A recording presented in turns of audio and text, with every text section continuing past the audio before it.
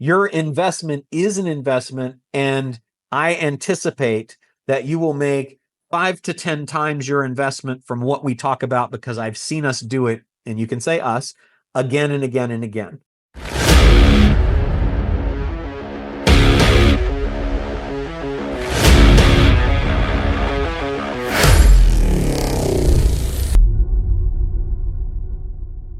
Here's what I found.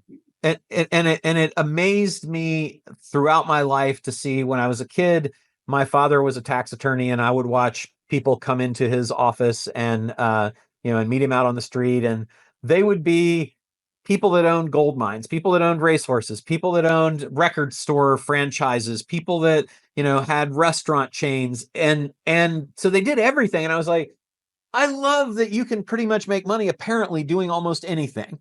That means I could probably make money doing what I love. Now, I loved at the time playing out in bands, and and that was really fun, but I was like, my chances of being a rock star band person and making the kind of money that I want to make are not as high as I would like.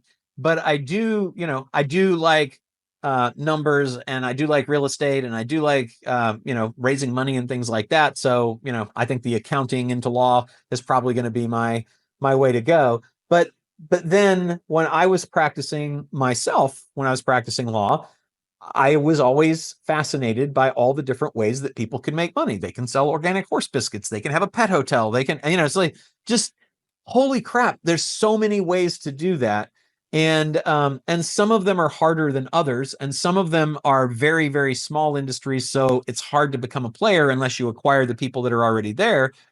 So that's going to be kind of how I filter, because I do believe that all you have to do is find the place where the people who are making the money to be able to afford your services, which you wisely said at the beginning, I want 30 grand to 50 grand, great.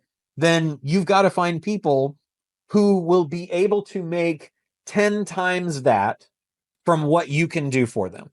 And that to me is a really good thing for you to kind of set up. Like if my promise to the people I talk to is that your investment is an investment, and I anticipate that you will make 5 to 10 times your investment from what we talk about because I've seen us do it, and you can say us, again and again and again, right? Well, now I think you've got their interest. And if you can't, then it's not a good, it's too hard a sale, or the business is too small because they're doing $100,000 a year in sales, like overall sales, let's say, and they're making 50% margin. Yeah, they're making 50 grand off of it. You're asking them to pay you a year of their salary to take your thing. Now, I'm not saying you can't sell that, because I've had people make that investment, and I tell them, man, that's a year of what you make. Are you sure? And they'll say, well, are you sure you can do it? I say, I've seen it happen a bunch of times, but past performance, no guarantee of future results. I can't promise that, but I won't do it if I can't see, that that's a possibility. So that's going to then change, who am I focused on talking to? I don't want to go to the meetup of small agencies or business startups or venture funds or any of that kind of stuff, because they don't have any money yet, right? Or at least they're not getting it from profit. So then I'm going to say, you said middle market, to me, that probably means they're making at least, $1 million a year, which is, I think, what, 500,000 is, I don't know how many companies, I think it's 500,000. And then it goes up to about 2 million if you include everybody that makes, more than $1 million. It's a lot of companies in the United States to be able to target. And I run into them all the time.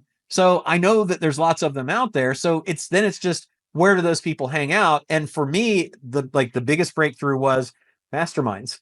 Masterminds, that's a group of, usually 20 to 200 or 300 people that are already successful enough, that have already made the decision to invest tens of thousands of dollars in networking, that have already made the money, now, that's a pretty pre-qualified market, because they're already committed to making the investment that you're asking them to make, whereas somebody that is smaller, that's never done anything like that, and is fighting over, small contracts for 3,000 and 5,000, that's going to be a really hard sale for you. So I'm like, where's my target rich environment of people that meet that, kind of my criteria, my customer acquisition criteria?